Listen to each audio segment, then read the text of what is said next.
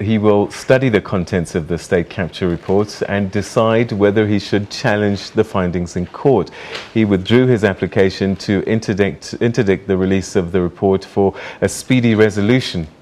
The court then ordered the public protector to release the report by 5 o'clock this afternoon. In fact, it beat that deadline. The investigation, of course, centering around the claims of undue influence by the Gupta family into the appointment of ministers, the board members of SOEs. I believe that our reporter Aldrin St. Pierre, who's been on top of this story today, is available for us.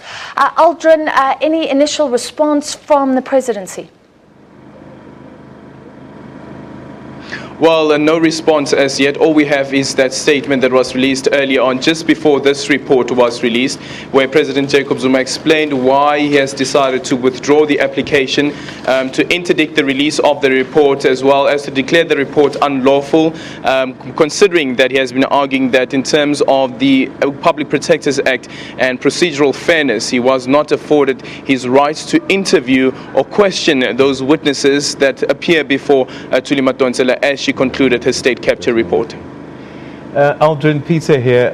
What do we know about the issue of costs? Because that was what took up most of the time this morning after the president indicated that he was withdrawing his application. What was decided by the judges in the end? Well, there's no order, Peter, that has been set down. That judgment, that part of the judgment has been reserved, because the argument from the opposition parties is that President Jacob Zuma is liable for the legal costs that has been incurred. Earlier on, I spoke to the DA's federal executive chairperson, James Self, who said that the amount is close to about 2 million rand that has been incurred since the state capture investigate. Well, rather since President Jacob Zuma tried or challenged the release of the state capture investigation. There are about 6 councils that sat down, and President Jacob Zuma has tended to pay all the legal cost. But the problem is that has been raised by the opposition parties is that the cost will be incurred by taxpayers. It's taxpayers who will be liable to pay that 2 million rand, if indeed that is the amount, and it's not President Jacob Zuma the person. And they want President Jacob Zuma the person to be held liable. Judge Mujapili then asked a question saying that, listen, what's clear here is that the application that has been brought before this court has been brought by Jacob Zuma, the president of the country. He brought the application in his capacity as the president of the country, and that is what the court should be considering, that this application has been brought in his capacity as the president of the country. An example that was made by the advocate representing the UDM as well as COPE was that you had Des van Rooyen, who's the Minister of Cooperative Governance, who came to court, who tried to challenge the release of the report on an urgent basis. Of course, he lost that case. He was paying his own cost. He paid in his private capacity the costs that have been incurred in this case, and they expect President Jacob Zuma to be doing exactly the same. Aldrin, we've got these legal precedents now about the authority of the public protector. Is there a sense that the president is certainly obliged to now institute this inquiry within 30 days as per the report? Well, it would seem as though, remember that we had that court case, the constitutional court case, the Nkandla constitutional court case, where it was made clear that the public protector's findings are binding. These are not mere recommendations, these are remedial actions. So if President Jacob Zuma is not happy with the findings, or either one of the ministers, whether it is Msibi or, for instance, Des van Rooyen, who's not happy with some of the claims being made in this report, they can then take that matter on review. But another issue about this report is that it's quite clear that it's not conclusive. It doesn't have conclusive evidence. It didn't come to the bottom of for instance, whether there has been criminal acts, whether there has been corruption. As a matter of fact, there are allegations, though. There is a finding against Minister Zwane, for instance, in terms of that flight that he took to Switzerland, where Thuli Madonsela found that that was an expenditure which was a fruitless and a wasteful expenditure. So you have those findings, and then on the other hand, of course, you have the option that's open to President Jacob Zuma and all of them to take the matter on the judicial review.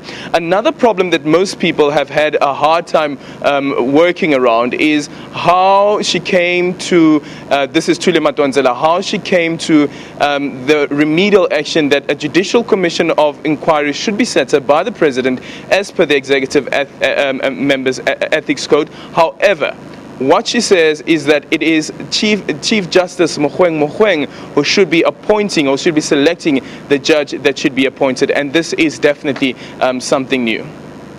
All right, Aldrin, throughout the course of the day, Thuli Madonsela's name keeps coming up because she drafted the report, but it does sit with the new public protector, and we haven't heard her voice throughout the course of today. Has she reacted, said anything? And we also hear about a next phase in terms of this investigation by the PP. Has she indicated at all that this is what she's going to do? What do we know? Well, it's still unclear. Remember that she wasn't part of this investigation, and earlier on I was speaking to the spokesperson and she was saying that it's no surprise that she's not available to give media interviews with regards to this investigation because she was not party to the investigation. She and her deputy, Kevin Malunga, they are in KwaZulu-Natal, as we understand, at an auditors summit that's currently underway. And of course she says, well, the spokesperson says that she won't be giving any media statements with regards to this investigation, and one understands why that would be. I think what we still need clarity on is this recommendation from the public protector, and this is something the previous public protector, Thuli Madonsela, is that she indicated before that the office of the public protector and the team that was investigating the state capture allegations said that the matter should be investigated in 2 phases. One then wonders whether the second phase would be done by the office of the public protector, Busi, and whether she will be following the line of how the investigation should continue in terms of phase 2, considering that she was not there when it was concluded how to continue with phase 2. And then you have, on the other hand, this judicial commission of inquiry that should be set up by the president.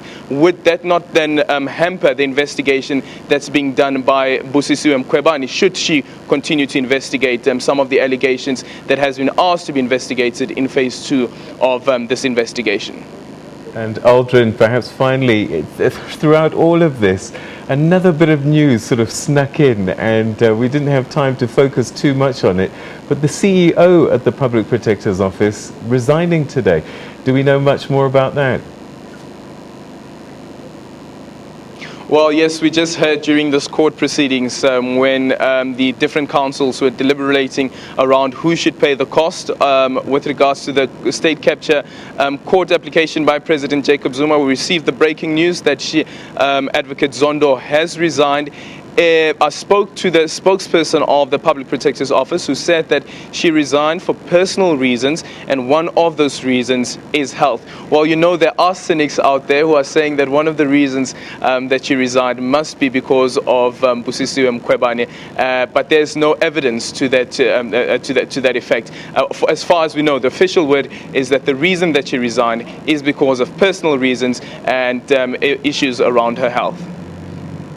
All right, Aldrin, that's where we'll leave it for the time being, but I'm sure that that little story it snuck in at kind of the beginning of the day, disappeared, but certainly I'm sure will be the cause for some debate. Yeah, and speculation and digging by reporters that will happen over the next few days, because this is a lengthy report. The report also saying that phone records of Deputy Finance Minister Busi Jonas